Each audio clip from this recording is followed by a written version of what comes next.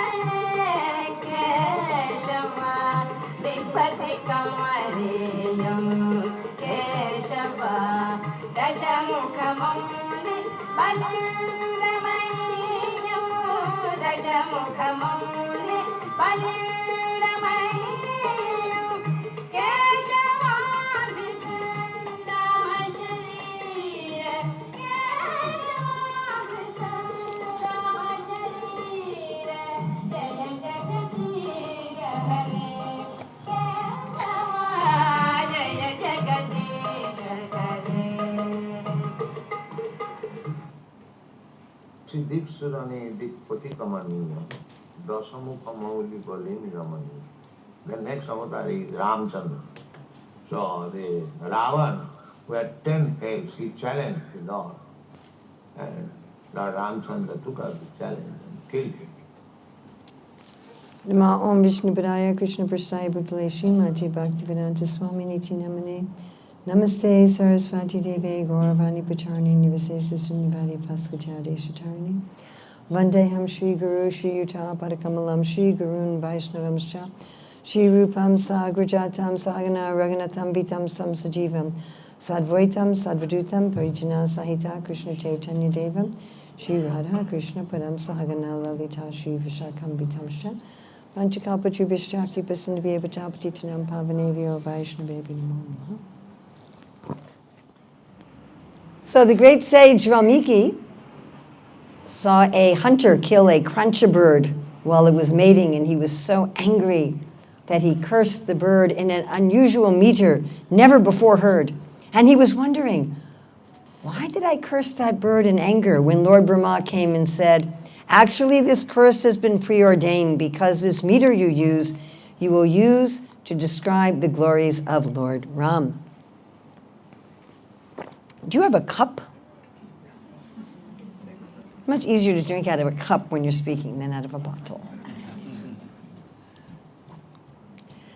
So Dasarath had 3 wives, but he had no male heirs. And he was very interested to have a proper successor for the kingdom. So he called for Rishishringa, which is a whole other story in itself that we could tell about Rishishringa and his background. And he came and performed the yajna and produced the payasa by which, yes, thank you so much. Just set it down here, it's fine. Thank you very, very much. Yes, there we go. And as we know, the king gave half to Kausalya, right? And half to Kaikeyi, and then they each gave Sumitra some.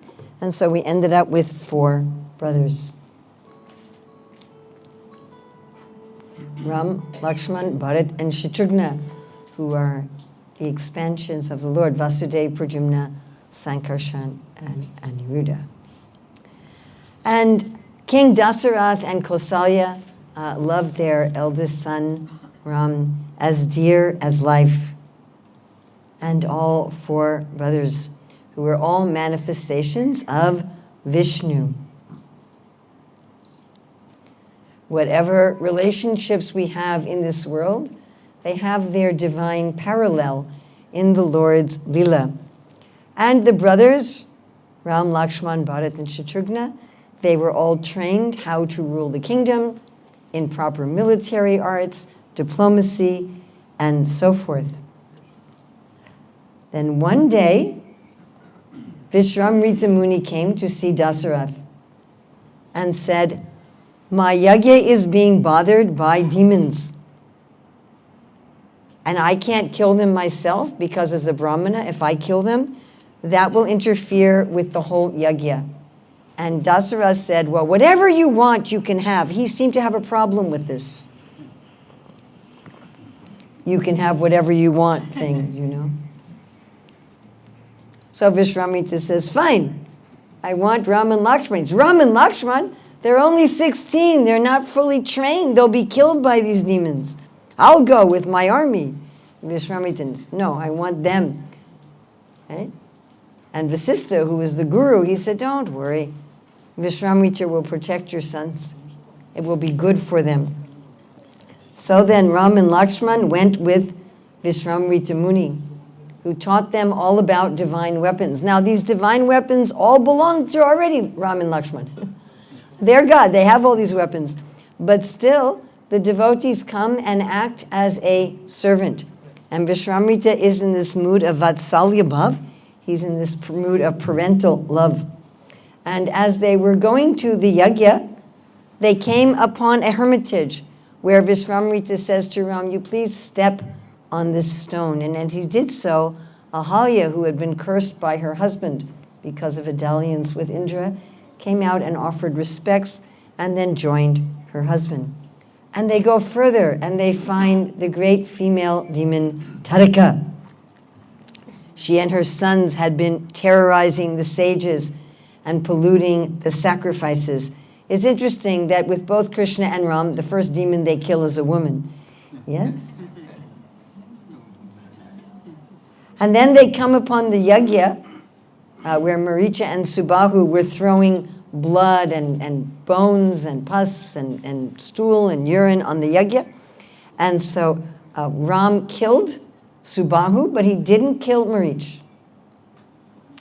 He took an arrow and sent him at a great distance. Now, no one at the time could understand why he did this. Sometimes the actions of the Lord are bewildering to us. We're thinking, there's a demon, just kill him. What are you doing? Even Nrsimhadeva's fighting with Hiranyakashipu, he lets him slip from his hand. And the demigods are all upset. Yes. But the Lord had a greater plan.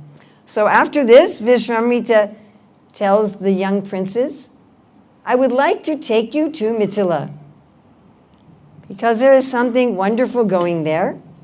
Some time ago, King Janaka was taking a ceremonial plow to prepare the land for a yajna. And there he found in the ground from Mother Earth, and that's important, yes? The Sita comes from Mother Earth. He found there a box with a beautiful baby girl. So King Janak and his wife adopted this daughter as their own. And Vishwamitra said, now the time is for her marriage, and her father has thought, who am I going to get to marry this divine personality who's come from the earth? But when Sita Devi was quite young, she had moved the bow of Shiva, which normally could be moved. Some accounts say 300 men, some say 1,500 men. But in any case, a lot of strong men were required just to move this one bow, and Sita Devi moved it easily. So Janaka said, okay, this is the sign. Whoever can lift this bow and string it will marry her. So Vishwamitra took Ram and Lakshman there to the Swayamvar, and of course so many princes were trying. And Ram very easily lifted the bow and strung it. And when he strung it, it broke. Yeah. The woman called to their friends, come, come, come see this beautiful exchange. Look at the beautiful Sita. See the handsome Ram. So then there was a wedding also of Janak's own natural daughter, Urmila, with Ram's brother Lakshman. And when the news had been sent to Dasarath, he said, well, I have 2 other sons. And Janak said, well, I have 2 nieces. So the daughters of Janak's brother wed Bharat and Shatrughna. So the these 4 happy couples are now about to return to Ayodhya, and on the way they meet. Who do they meet? Parasuram. They meet Parasuram, who challenges Ram, said, how dare you break Lord Shiva's bow? Who do you think you are to break Lord Shiva's bow? Do you think you can handle Vishnu's bow? So of course the Lord is Vishnu, so of course he can handle Vishnu's bow. And he tells Parasuram, he says, now your time is finished. You are no longer the reigning avatar. So Sita and Ram were very happy in Ayodhya. And Dasarath began to consider, I didn't have any children until I was already older. And I wanted to have children to carry on the succession, to rule the kingdom. And now that Ram is married and he's mature, it is time to coronate him. And he consulted with the learned ministers and astrologers. And they said, tomorrow will be a very good day. Do it right now. So we have some sayings in English. Strike while the iron is hot. Or make hay while the sun is shining. We have these expressions. In other words, if there's a good opportune moment, you don't delay. So Dasarath was thinking like that. However, Bharat and Shatrugna were, as you say in India, out of station. When I first heard that expression, I'm like, what? They're not at the train station? I couldn't figure it out at all. So they were not in Ayodhya. They were visiting Kaikeyi's family. And because Dasarath had no children, when he married Kaikeyi, there had been some discussion that Kaikeyi's child could be the king. But once all 4 boys were born, then that was no longer germane. So the idea was the other queens hadn't born children, so Kaikeyi would have them. But you know how there's always people who see conspiracies everywhere? Yes? I hope none of you are in the audience.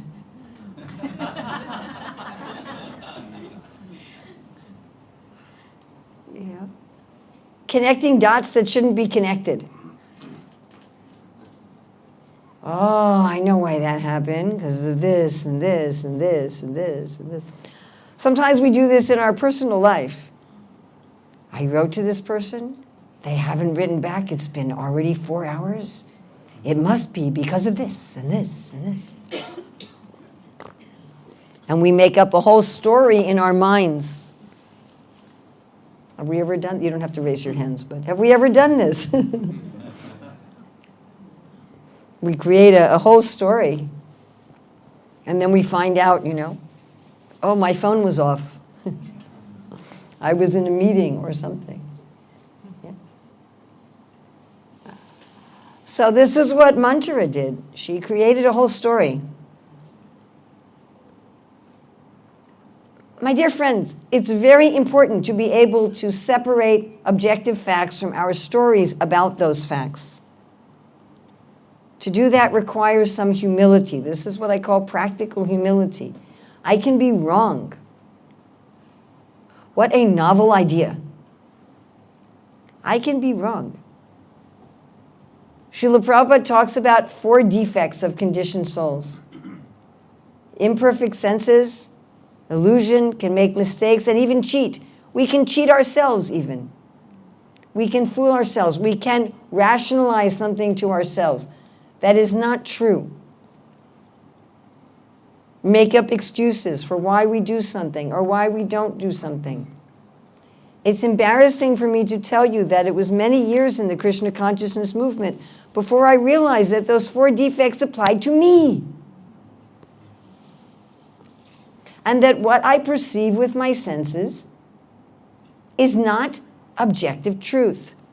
None of us perceive objective truth with our senses. We have imperfect senses. That means what I see, what I hear, what I smell, what I taste, what I touch is not exactly the same as what exists in reality. And then the explanation my mind gives as to what my senses are perceiving, what's the meaning behind what my senses are perceiving, is often partially or completely wrong. Just like at a crime scene, the police gather evidence, but the evidence often points in more than one direction. So we are gathering evidence with our senses. Our senses are not perceiving objective reality. Then our mind interprets what our senses perceives, and our mind interprets what's happening according to our preconceived notion, according to our desires, according to our culture, according to our individual bias, according to our past experiences. Somebody else cheated me 5 years ago, and so when someone else acts in a way that reminds me of it, I think, oh, they're cheating. And my dear friends, if we are conditioned souls, we do this. You cannot say, I am not pure, but I don't do this. That's contradictory. We need to not take the interpretations of our mind as truth. It is always helpful to think, I may be wrong. My story about what has happened may be wrong. If everyone were to act like this, we would get along so much better with each other. We get so convinced about other people's motives. That's what the mistake Mantra made, correct? She made a mistake about Dasara's motives. She decided that his motives was to disenfranchise Kaikeyi and Bharat. Were that his motives? Not at all. It never even occurred to him. He didn't even consider it. And yet Mantra was convinced that Dasarath had intentionally manipulated the situation. Now, at first, Kaikeyi was very dismissive of Mantra, as she should have been. But eventually, Mantra kind of wore her down. And Mantra starts creating this whole picture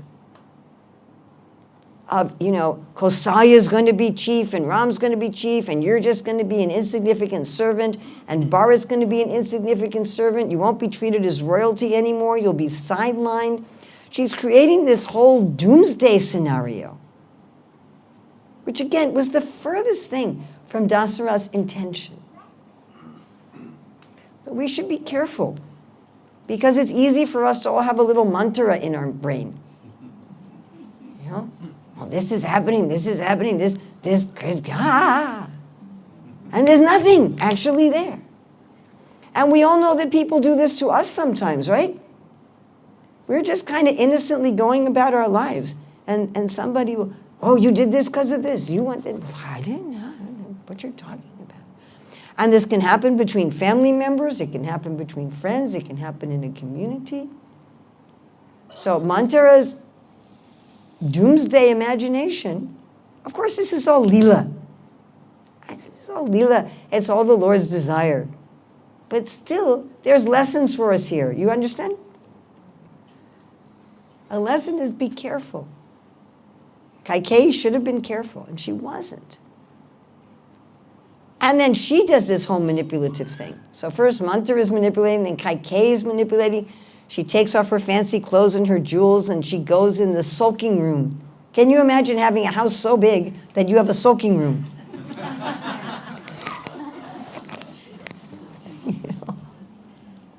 And Dasara's getting ready for this coronation the next day, and he expects to find Kaikeyi in her chambers and rejoicing, and instead she's in the sulking room. And then, she really plays this up. I mean, actually, she's a Kshatrani also. She knows how to be diplomatic. She knows how to negotiate. Seriously. So she's like, you remember I saved your life on the battlefild? Don't think the Kshatriya women were all just home, making pastries or something. She says, I saved your life on the battlefield. Oh, yes, my dear, I remember. And you gave me, you said 2 promises. Again, this is whatever you want. Please don't do that. Except with God, you can do that. But otherwise, please don't go to someone and say, you can have whatever you want. And she said, you told me 2 boons, whatever I want. Oh, of course, dear. And I said I'd ask for them later. Yes, dear. And Dasarath's the opposite of Manthara. Instead of imagining doomsday things, he's imagining my wife is going to want some jewelry or something.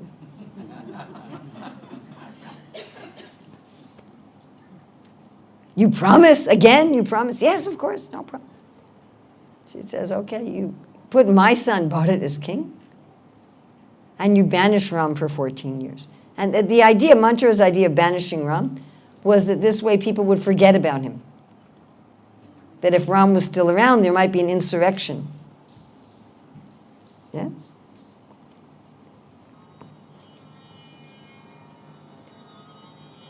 So, of course, when Sita hears, but first Lakshman hears about this, and he's ready to have a war. And Ram says, no, we're not going to have a war against our father. And Lakshman's like, well, I'll come with you. And Sita hears, and she says, I'll come with you. Just like in the Western marriage vows, richer or poorer, sickness and health, happiness, distress. She says, I'm not going to be your wife just in the palace, I'm also going to be your wife in the forest. So then Kaikeyi is insisting that they put on the garb of ascetics and go to the forest, and meanwhile Dasarath is just completely devastated. And Ram, Lakshman, and Sita, they take leave of Kausalya. And the citizens want to follow Ram into the forest. They say, you're our Ayodhya, we will follow you into the forest. So of course they do.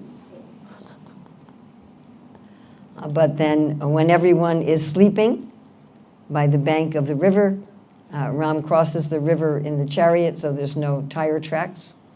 And the citizens wake up in the morning and he's gone. Then in the forest, Ram finds a tribal king, Guha. It's interesting with Ram Leela that he very much has as devotees, animals and tribals. I mean, he has very sophisticated devotees as well. But animals, tribals, demons like Vibhishan. Yeah. And Guha says you can stay here, and Ram says, no, we're exiled. Exiled means we can't live in any city, even your forest city. Please help us to find some proper place to stay in the forest for our exiles. So Guha arranges that they can take a boat to cross the Ganga, and the boatman asks simply for the payment of being able to wash their feet. Of course, he's a little hesitant because he heard about Ahalya, and he was hoping that Ram's feet wouldn't break his boat into pieces. So they cross the Ganga, at which point that they cross the Ganga, and Sita prays to Mother Ganga for their safe return. When they cross, they find many sages. And something very interesting happens here. The sages say to Ram, we sages are bothered by Rakshasas who sometimes eat our members. Would you please protect us? And so Ram says, yes, I will give you protection. And then Sita asked Ram afterwards, she said, we're living in the forest. You're no longer in the kingdom as a ruler. Why are you taking vows of protecting? And Ram says, well, we're not vanaprasthas, we're still grahastas, I'm still royalty. I'm in exile, but I'm still doing my occupational duty of protection. There's no contradiction. We're not in the forest as ascetics. He said, anyway, I already promised. So that's what it is. By the way, we see a little contrast here with Bharat Maharaj. Bharat Maharaj, a different Bharat, not Ram's brother. Rishabdev's son, Bharat. So he actually retired from his kingdom and went to the forest as a renunciate. But he had not given up his mood of being the protector. And so when there was this orphaned baby deer, when there was this orphaned fawn, he went too far. Yes, he should have taken care of it. Any human being would do that. but he took this role of being the protector, but that was no longer his dharma. He had given up that dharma. He'd given over the kingdom to someone else. He'd gone to be a renunciate. He was doing someone else's dharma. But here Ram says, no, this is still my dharma. Meanwhile, Bharat returns to Ayodhya, finds out about all these manipulations of his mother, renounces his mother. And Srila Prabhupada gives Bharat as an example of someone who renounces their mother. He has a list of persons who renounce their authorities for the sake of Krishna. Like Prahlad renounces his father, and Bharat renounces his mother. And he said, I'm not having anything to do with any of this. He actually says, you're not my mother anymore. He says, I will call you the queen, but not my mother. And when Dasarath hears that Ram and Lakshman have gone deep into the forest, he becomes blind, and he dies in separation from Ram. Of course, there's a whole other story, which we don't have time to tell, about how Dasarath was cursed that he would die in separation from his son. But to die in separation from your son materially is not very auspicious. Then you'll take another birth hoping you can be with that jiva again. But if you die in separation from the Lord, that is very auspicious. That's the most auspicious way. So Dasarath had this most auspicious passing. Meanwhile, Bharat's completely upset about this whole thing, and he's like, I'm going to go in the forest, and I'm going to get Ram and bring him back and fix this whole thing. Now, when Bharat's on his way to the forest, he brings a whole, army with him. And Lakshman sees him from a distance. He says, Bharat's coming with his army. He's not satisfied with what his mother did. He's going to come to kill you.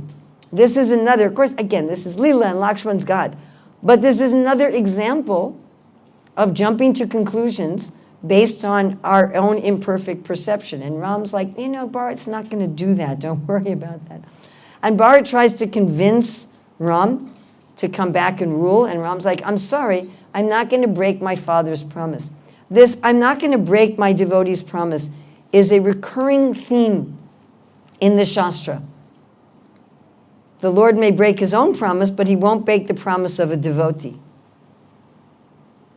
When Prabhupada says you chant 16 rounds, follow these principles, serve Krishna, you will attain perfection, then Krishna has to fulfill that promise.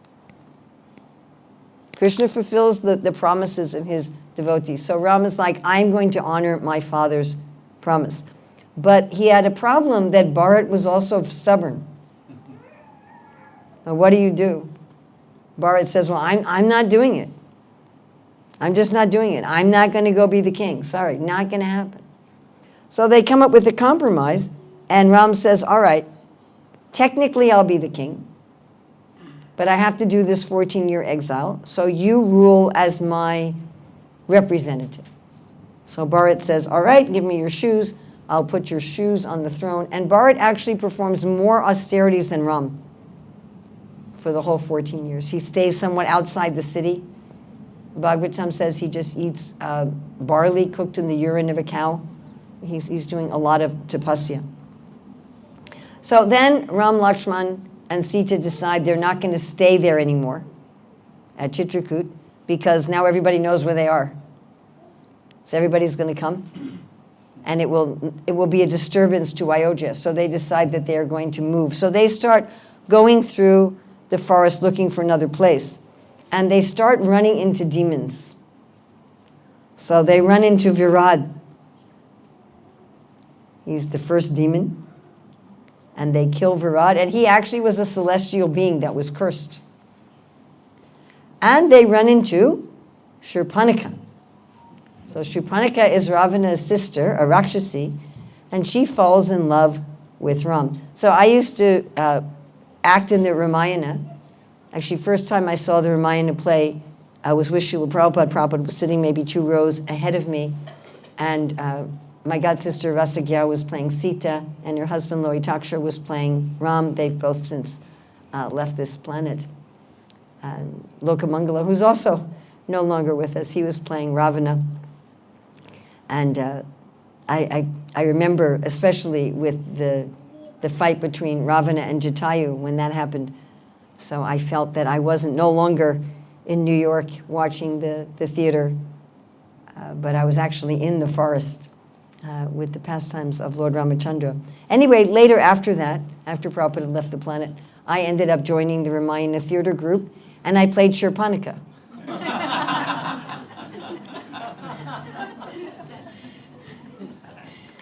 It was very hard, actually.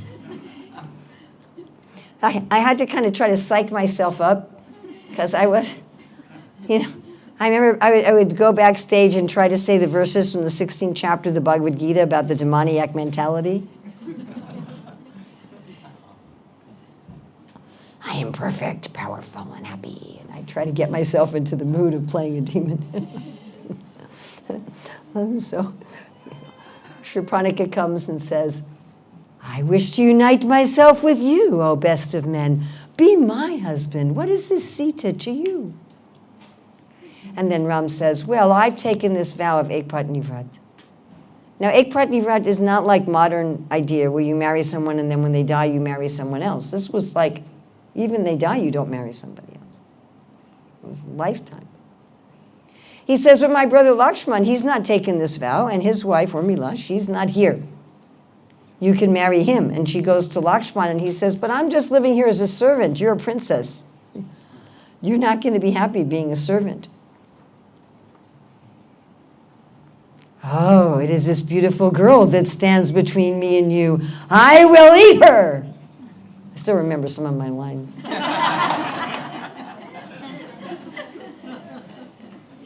So then Lakshman cuts off her nose and ears. So then she goes to her brothers, Kar and Dushan, who are camped not far away, and she complains to them, Kar, Dushan, and Trashirs, and they then attack Ram and Lakshman with 14,000 Rakshasas. And Ram asks Lakshman to take Sita to a safe place, and he alone kills all of them except for Akampan. Akampan is the only survivor. So Akampan goes to Ravana and tells him what happened. There's a human, because Ram appears to be a human. He's not there as Vishnu. He says there's a human who's killed your brothers in the forest and single-handedly killed 14,000 Rakshasas. And while Akampan is explaining this to Ravana, Shurpanika walks in. Ah! My dear brother, there is this human in the forest. He's killed your army. And he has a very beautiful wife. Because Ravana liked to collect beautiful women. He didn't care if they were married or not or whatever. Like people have collections of watches or coins, he collected women. She said, he has a very beautiful wife. And I wanted to bring her to you. And I tried. And when I tried, Lakshman cut off my nose and ears. Are you going to avenge me? Are you a brother, a hero, a king? And I cried and fell on the stage.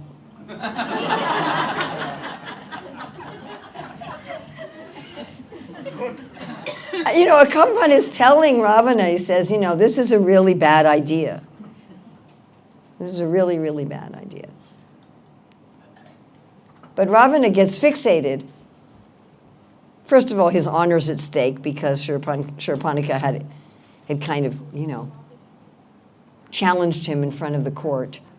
So his ego was at stake. But also he's very attracted to this idea of carrying off Sita. So he decides that he's not going to face Ram directly. That he's going to do this in a sneaky way.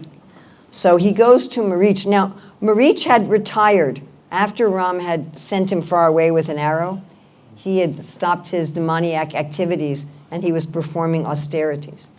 And Ravana went to him and says, I know you're an expert magician. I would like you to create a device so that I can kidnap this Sita. And Maricha had already encountered Ram. And he says also to Ravana, Ravana keeps getting good advice that he ignores. He consistently gets good advice and he consistently ignores it. And Marich says to him, I wouldn't mess with this Ram at all. He's not a human. He looks like he's a human, but he's not. This is a really bad idea. Just leave it alone. Count your, just cut your losses. You lost the 14,000 and your brothers, leave it. And Ravana says, if you don't do what I want, I'm going to kill you. Said, you have a choice. Because Marich said, I do this, Ram's going to kill me. And Ravana says, you have a choice. Ram can kill you or I can kill you. Now, it's interesting because when you're killed by the Lord, you get liberation. So it was a very good choice. But Marich wasn't calculating it like that. He was calculating in terms of honor. That if your own king kills you, that's dishonorable. If you get killed for being a traitor, that's dishonorable. If you get killed by an enemy, that's honorable. So that was his calculation. So he transforms himself into this magical deer and comes to the hermitage while Ravana, disguised as a holy man, is waiting off to the side. So Sita sees this deer and she says, oh, Ram, look at this amazing deer. Why don't we capture this deer? We only have a year left now in our exile. Let's capture the deer and bring it back to Ayodhya. And if you can't capture it alive, you kill it and we'll bring the skin back. And Lakshman says, I don't think that this is a normal deer. There's something not right about this deer. And Ram says, well, if it's a demon in disguise, I'll kill it. What is the problem? So Ram goes after the deer. And of course, the deer eventually reveals its true form as Marich. And as Ram shoots an arrow at it, Marich imitates Ram's voice and calls out, Lakshman, Sita, help! At which time Sita loses it and tells Lakshman, you have to go save your brother. Do you have designs on me? And Lakshman then leaves her alone. At which time Ravana comes dressed as a holy person. My dear friends, demons sometimes dress up as holy people. Now that doesn't mean we should go around our devotee community saying, are you a demon? Are you a demon? Are you a demon? But it does happen. It happens in Krishna's Leela too, right? There's Putana, there's Pralambasura, there's Vyomasura. Even in our modern day, sometimes criminals dress up as police officers. If you're evil and you want to cause the most trouble, you disguise yourself as a saintly person. Again, this is Leela, but even Sita didn't recognize him. In Krishna's Leela, we find the cowherd boys, they're not recognizing Pralambasura. The residents of Vrindavan, they don't recognize Putana. So sometimes it happens that in our society of devotees, there's actually a demon pretending to be a devotee. It happens. It happens. And sometimes we don't recognize them. We think they're a devotee, we find out that they're not. This does happen. I'm not saying that everyone who has some weakness and struggles is a demon, but sometimes they're actually demons.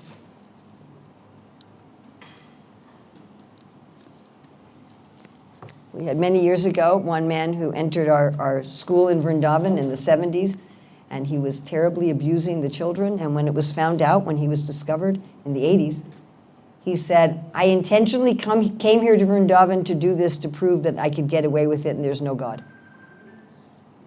So there are people like this. Again, you're probably not going to run into any of them, but it happens. It's been happening since the beginning of time. So Ravana comes, and he comes as a holy man. I've come to beg alms, and Sita, being trained in proper etiquette, she goes to give him alms, at which point he reveals his identity and carries her away. Now he carries her away on his chariot, but one of Ram's devotees, Jatayu, was there. Again, we don't think of a vulture as being a very nice creature. But this vulture was a pure devotee. And he goes to attack Ravana. And he was able to actually destroy Ravana's chariot. He was able to completely smash Ravana's chariot. But Ravana cut off Jatayu's wings and talons. And it was this scene in the Ramayana when I was sitting behind Prabhupada. This is before I was acting in the Ramayana. Where I felt that all of a sudden, I didn't last long, a few minutes perhaps, but I wasn't in the theater anymore. And I was actually in the Leela. Now, Prabhupada was very, very pleased with Rasagya, who played Sita, who said she was the best actress in the world. And when Jatayu was starting to fight Ravana, she said, "No, Jatayu, don't. You are too old and he is much stronger than you." And it was just this heartbreaking scene.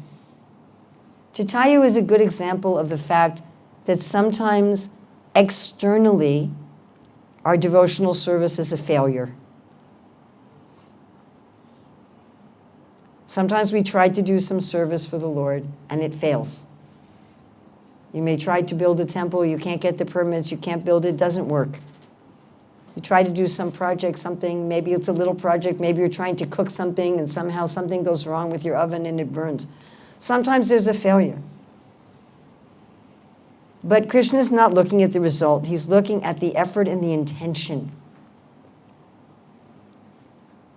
So Jatayu failed to stop Ravana from carrying Sita, but he was still alive when Rama and Lakshman came back to the hermitage, found Sita gone, and found Jatayu there. And he was able to do some service by telling them that it was Ravana who had kidnapped Sita and gone to the south, because otherwise Sita was just gone. They didn't know where she was. And then Ram and Lakshman are going everywhere through the forest looking for Sita, not finding her anywhere. As they're going looking, they get captured by Kadamba.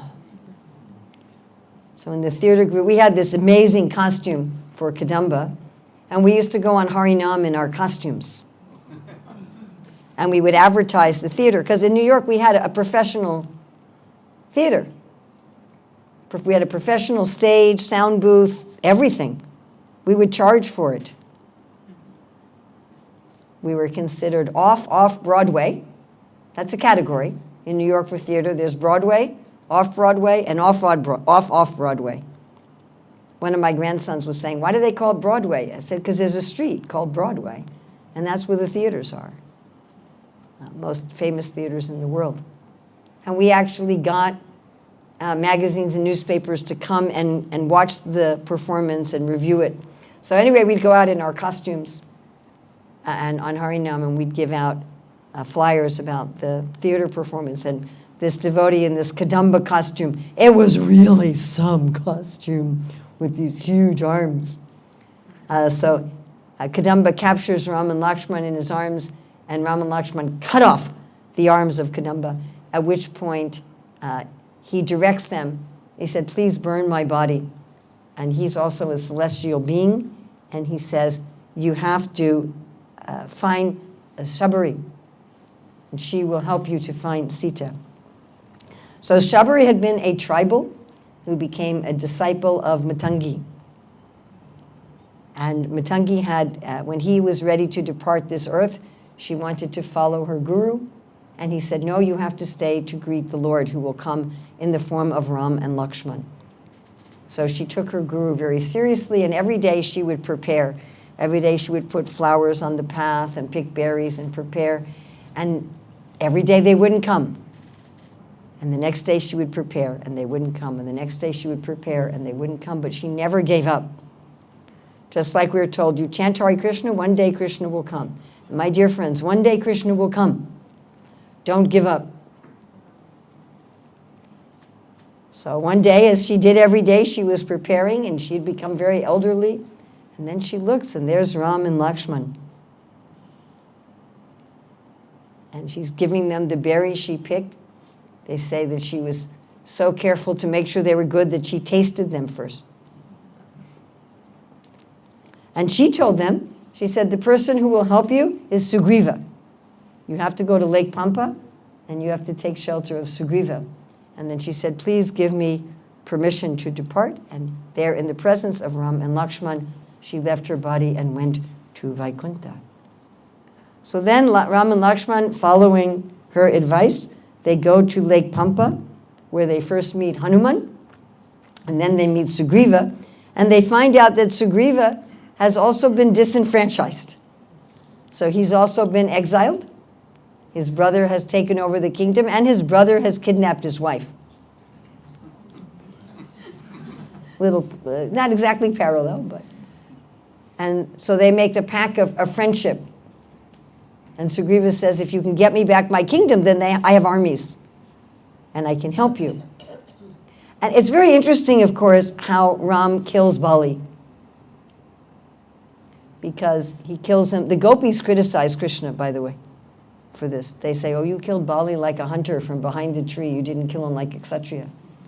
And when Bali was dying, and he asked Ram, why did you kill me like this? And Ram said, because you yourself, how can you take your brother's wife and your brother's kingdom like this? He said, you didn't deserve to be killed in an honorable way. You didn't deserve a hero's death. So then, of course, Sugriva takes over the kingdom, and then, this is a sad thing, Sugriva kind of falls into Maya. You know, he'd been living an austere life for a long time. I mean, after all, he's a monkey. So we cut him some slack here. But he's been living in the forest for a long time, and he gets his kingdom back. And he just gets into enjoying his kingdom, and he forgets. And Ram's waiting for the rainy season to be over. If you waited for the rainy season to be over in Auckland, you'd be waiting a long time.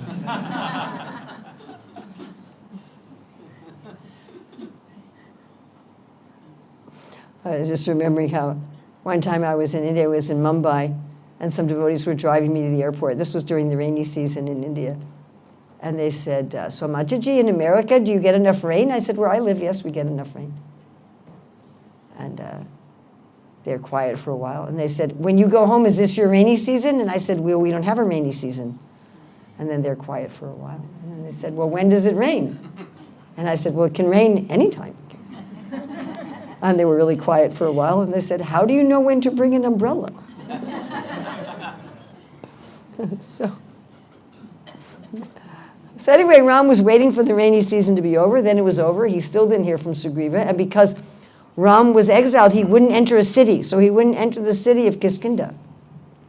But Lakshman said, well, I don't have that constraint on me. I can enter the city. My dear folks, you don't want Lakshman entering your city angry at you. You know, like Balaram with Hastinapur when he was angry when they had Samba and he caused an earthquake and almost pulled Hastinapur into the Ganga. So Lakshman comes to Kiskinda and he himself is the earthquake. Anyway, the ladies pacify him. And then Sugriva, the ladies kind of calm him down, and then Sugriva pacifies him. Yes, yes, I'm actually taking care of this right now. It's happening right now. So Sugriva calls his armies, and they divide them into 4 groups to go in the 4 directions.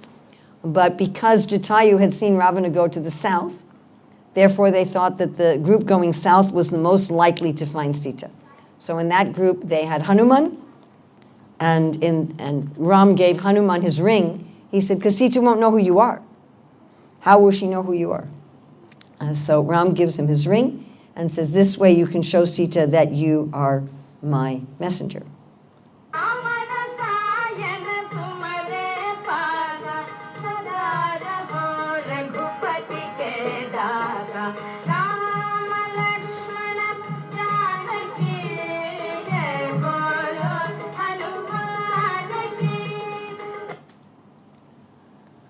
So Ram was pinning most of his hopes on Hanuman.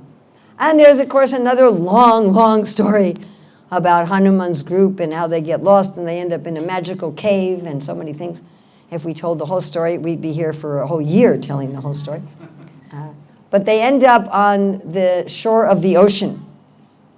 And on the shore of the ocean, they meet Jatayu's brother, Sampati, who says, I can't fly anymore, but I can see Sita in Lanka across the ocean. And of course, the various monkeys are debating who can jump across the ocean. And Hanuman, because he had caused some trouble when he was young, he had forgotten his powers. And Jambavan reminds him, actually, you have these powers. You're able to jump. So Hanuman jumps across the ocean. And this is, again, a long story because he has many He has helpers and he has obstacles. And there's so many wonderful stories just about Hanuman jumping across the ocean, tricking demons. And finally he gets to Lanka, and there he's looking for Sita. And first he looks in Ravana's palaces, where there are so many beautiful women, and he's like, nah, this isn't Sita. And he finally finds her in the Ashok garden. And there Hanuman made himself very small, and he's sitting in a tree, just watching. And he watches Ravana come.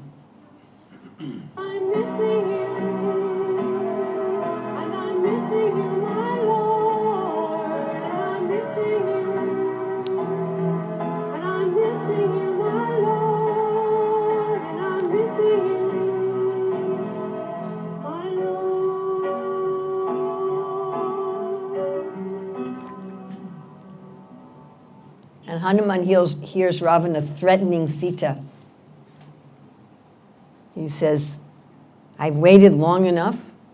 Ravana was cursed that he couldn't force himself on a woman. He said, I've waited long enough. He said, you have 2 more months to voluntarily surrender to me or I will eat you. And I've often thought, like, is this supposed to be enticing? The new pickup line in the bars, you know. Come home with me or I will cut you up and eat you. It's not very attractive, is it? Yeah.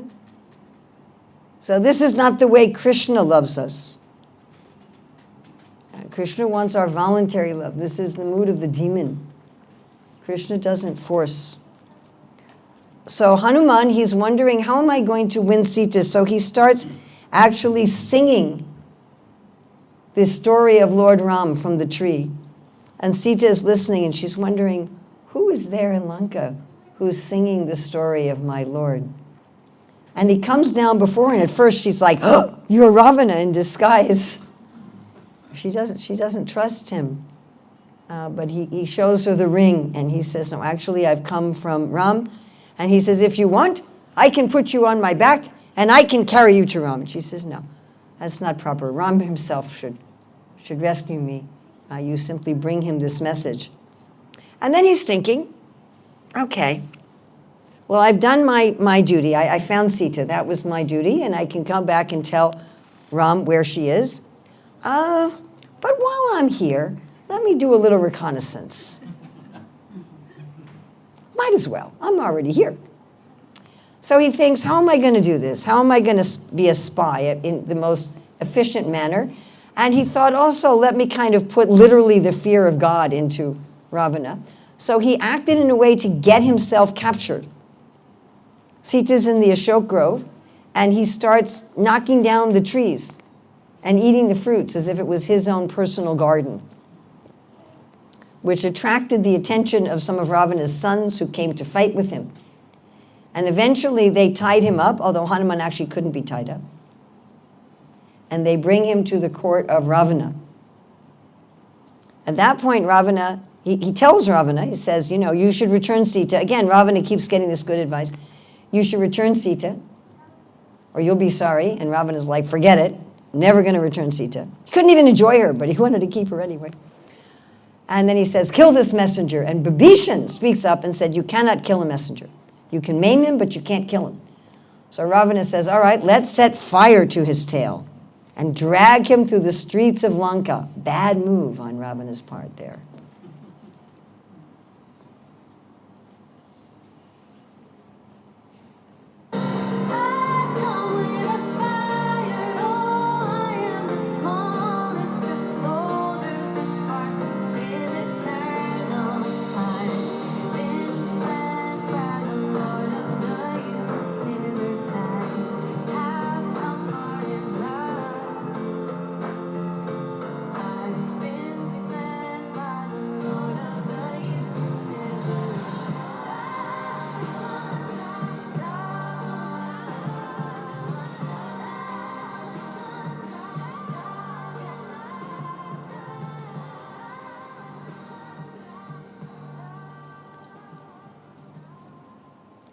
He burns down Lanka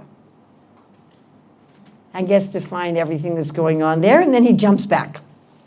And then the monkeys go back to Kishkinda and they inform everyone. And so all of Sugriva's army and Ram and Lakshman then come to the shore of the ocean. And Ram asks the ocean to give way for 3 days. He's in meditation, and when the ocean doesn't appear, he pulls his arrow and he's about to burn up all the ocean when finally the ocean appears. Says, "What can I do? What can I do?" It says, "Let us build a bridge." All right. So when they start to build the bridge, meanwhile, back in Lanka, people are a little freaked out about Hanuman having burned down the city. And there's pressure mounting on Ravana to return Sita. One of the people pressuring Ravana is Bibhishan. And Ravana threatens him with imprisonment. So he takes some of his friends and leaves. Prabhupada said that he actually had the mood that he was taking sannyas. I'm leaving my kingdom, I'm leaving my family. And when he comes, the monkeys and even Lakshman says, "We're not going to take this demon who surrenders." And Lakshman says, if he leaves his own brother in at a time of crisis, how can we trust him? And then Hanuman speaks up and he says, "But he spoke up for me in Ravana's court." And Ram says something significant. He says, even if Ravana came to me and surrendered, I would accept him. And Bibhishan was very crucial because he was able to give all kinds of inside information about the enemy that helped them win. All right, so they build the bridge to Lanka with the stones.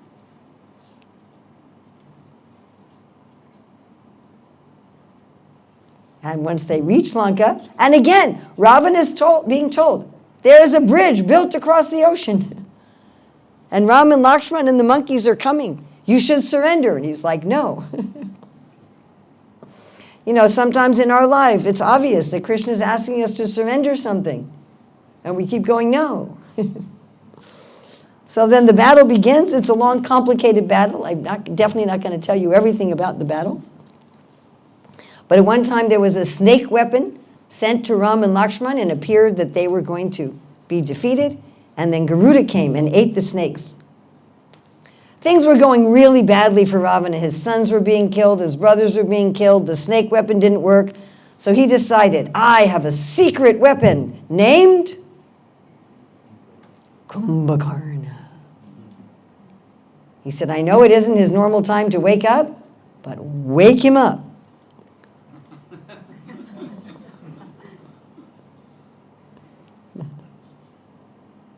Once Kumbhakarna was woken up, he actually also told Ravana to give Sita back. But when Ravana refused, he said, all right, I'll fight for you. And he goes on the battlefield, stepping on monkeys and eating monkeys. Finally, Lord Ramachandra cuts off his arms and throws him into the sea. Then there's an attack on Lakshmana. And Lakshmana appears to be about to depart this world. And the doctor comes and sees him and says, the only cure is in a mountain in the Himalayas, the Sanjeevani herb.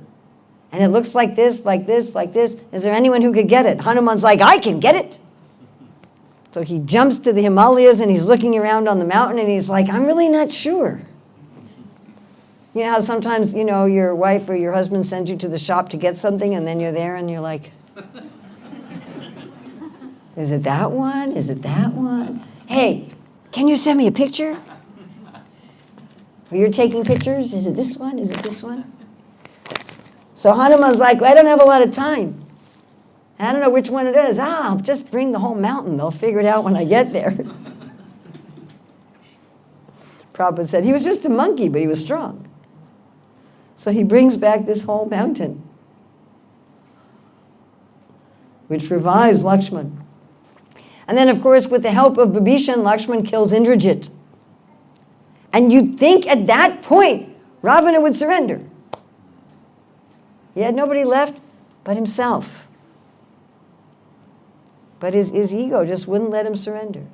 And he's holding on to Sita, who he can't even enjoy.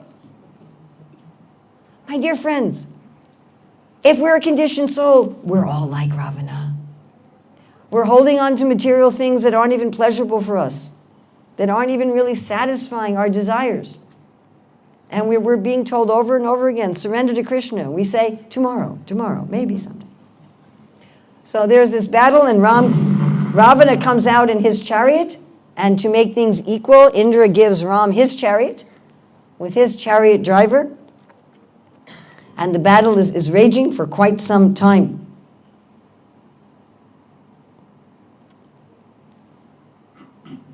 Of course, Ravana displays his 10 heads, and finally, Ram tries to cut off his heads, they keep growing back. Finally, Ram shoots an arrow into Ravana's heart.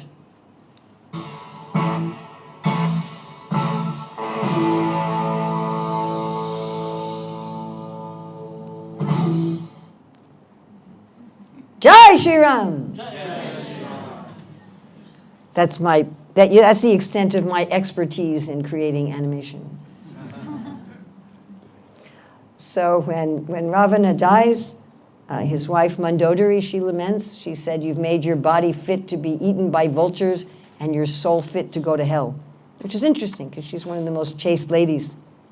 But still, she wasn't a fool. And Bibhishan there is also lamenting. Of course, Ram had already crowned Bibhishan as the king of Lanka before they even crossed the bridge. So now he was formally installed. And now you'd think there'd be just a happy ending.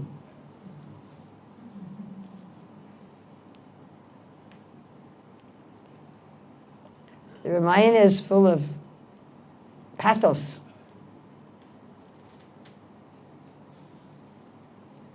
So Ram says, now bring Sita. And she says, can I come as I am? No, get dressed up. All right, so she does that. As she's being carried in a palanquin, the monkeys all want to see her, and Ram says, let them see her. Let her come out of the palanquin. They all fought for her. They all risked their lives for her. And when she comes and she's ready to see her Lord, then Ram says, Lakshman, build a fire. By the way, Lakshman didn't like that very much. Therefore, in Krishna Lila, he's the older brother. So, of course, there's also a backstory to this, that before Ravana kidnapped Sita, that actually Sita was taken in the protection of Agni, and there was a woman who was there. This was a woman who actually had wanted to marry Ram and wanted to defeat Ravana, who had tried to kidnap her.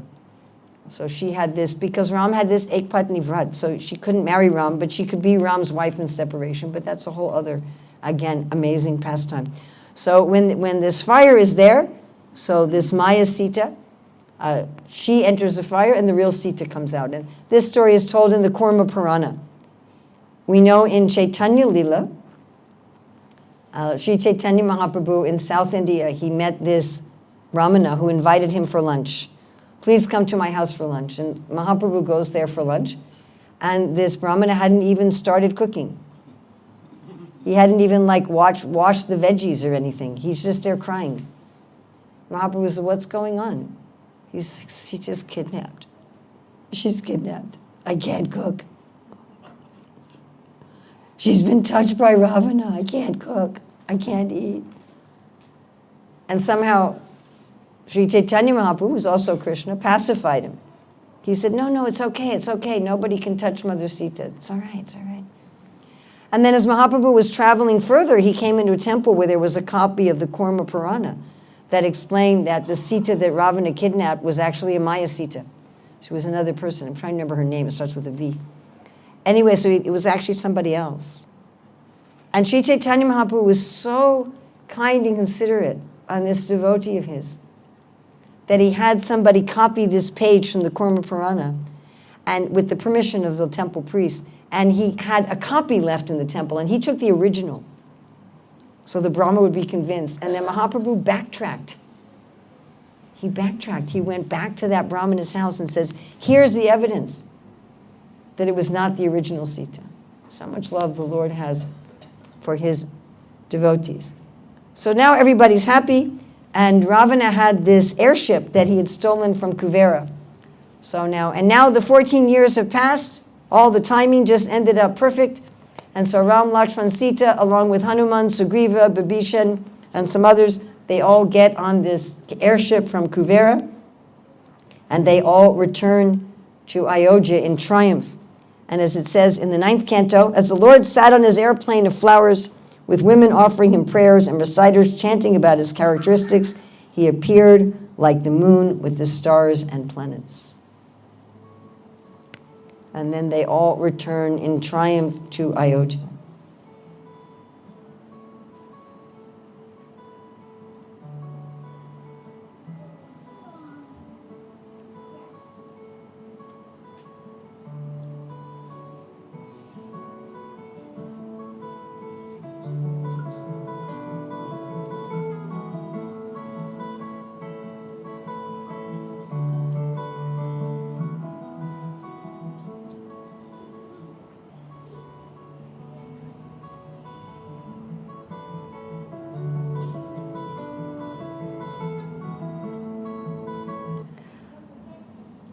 And then Ram was ruling in peace.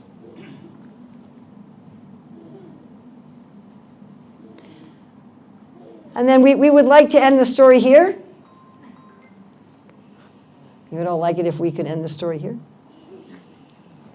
And then they all lived happily ever after? But Ram demonstrates the dharma of a ruler in a very extraordinary way. Our modern rulers, if they could do 1/billionth of this, our planet would be very happy. Our modern rulers, even if they're actually convicted criminals, even if they've done so many immoral things, they still stay in their position, correct? I mean, it used to be, it wasn't that long ago, was it within my lifetime? I remember that if the rulers were found to do something immoral, they would leave their position. I remember that. I remember it in American elections when one of the candidates was found to have had an affair. He immediately dropped out of the race. I remember that. When a president, Prabhupada was very amazed that President Nixon had resigned the presidency because he was found spying on the other party. But it's not that much later than that now people are in power and they can do practically anything. They can have 5 affairs, they can cheat, they can steal, they can anything. And they just stay. But Ram wasn't that kind of a ruler. Even though his wife had done nothing wrong at all, just because somebody was saying, oh, maybe she did something wrong. He said, we can't have any question. Like I always say, we not only have to be good, we have to look good. We shouldn't put ourselves in a position where people could legitimately question our integrity. Not only should we be of integrity, but we should act in such a way that people will have faith in our integrity. All of us should do that. But what to speak of if you're the ruler, you have to do that. So he sent Sita away, although she was pregnant. That wasn't hard-heartedness on his part. That was extreme sacrifice. This is his own energy, his eternal consort. But to show this example, that the leaders have to have this level of public trust. So then she had love and Kush in Valmiki's ashram, but they didn't know that they were Ram's sons. And Valmiki taught them the Ramayana, which they later went and sung in Lord Ramachandra's court. And then everything came out that they were the sons of Lord Ramachandra. And then Ram said, you know, I think Sita can come back now. But Sita came and she's like, I've had enough. I'm done. I'm done with people questioning me. I'm done with people doubting me. Let me go back where I came. I came from the earth. Let me go back to the earth. So we could say that this is a great tragedy, and Srila Rupa Goswami says that this pastimes of Lord Ramachandra are in Karuna Ras. They're in the ras of compassion, of sadness, of lamentation. But he says this Karuna Ras in relation to the Lord is ecstatic. And the evidence he gives is that Hanuman has been singing this story from the beginning of time. If we are pained by the separation of Ram and Sita, we should know that when we are chanting Hare Rama, Rama Rama, Hare Hare, we are uniting Ram and Sita in our own body. So I don't know, do we have time for discussions and questions, or should we just end here? It's a weekday night and it is 8:15.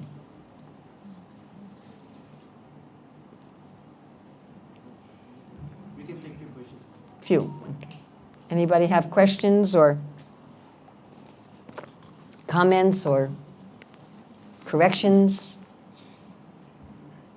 Any mistakes I've made, you please correct. Yes? Do you think that Ravan was a bad person? Do I think that Ravan was a bad person? Yes. Definitely. You tried to steal the Lord's consort, enjoy her yourself, and make war against the Lord? Absolutely.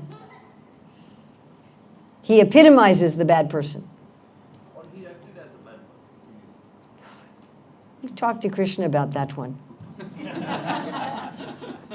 Actually, Prabhupada says in Chaitanya Charitamrita that in one incarnation, Ravana is actually one of the Lord's associates, but generally he's actually evil.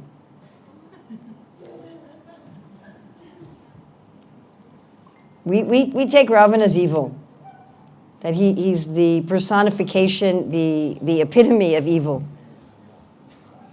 This concept of I'm going to take the Lord's pleasure energy and enjoy it myself.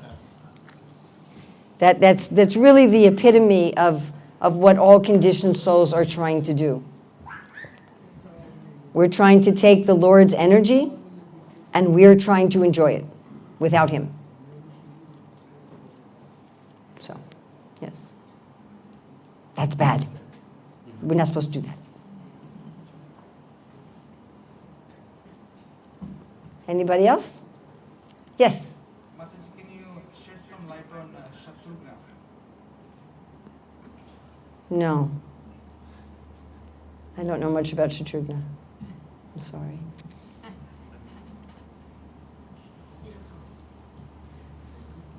Is he the one who goes to Mathura and fights with Lavanasura? Yeah.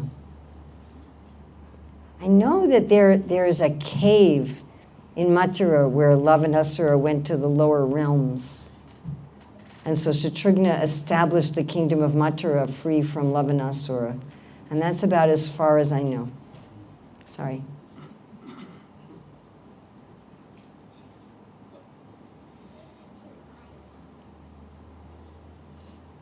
Yes? You have a question? I just wanted to say that I really loved all your the presentation, and I think there was some Carnatic music, or it was. Oh, yes, yes. Really, MS Subbalakshmi. yeah, that's so nice. So thank you. When we used to live in the Detroit temple, the Detroit ISKCON temple, every Janmashtami, Sudha Chandrasekhar would dance to the Das Avatar of sung by MS Subbalakshmi. And my daughter became her student. My daughter now runs a Bharatanatyam dance school. And generally on Janmashtami, she also has her students perform the Das Avatar to MS Subbalakshmi. I really like Subbalakshmi.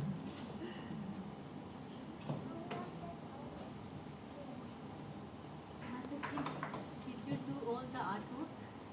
No, I didn't do any of it.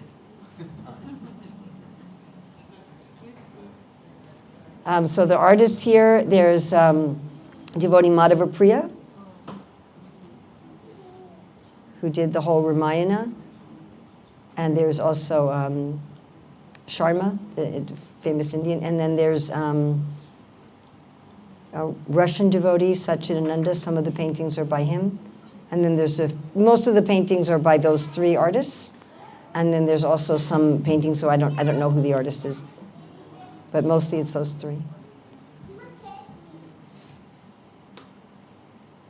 I collect art and I support artists, but I was trained, I had some training in art, but I haven't kept up on it at all. Anybody else? If you find out more about Shatrughna, you can let me know. Be interested. Anybody else? Yes?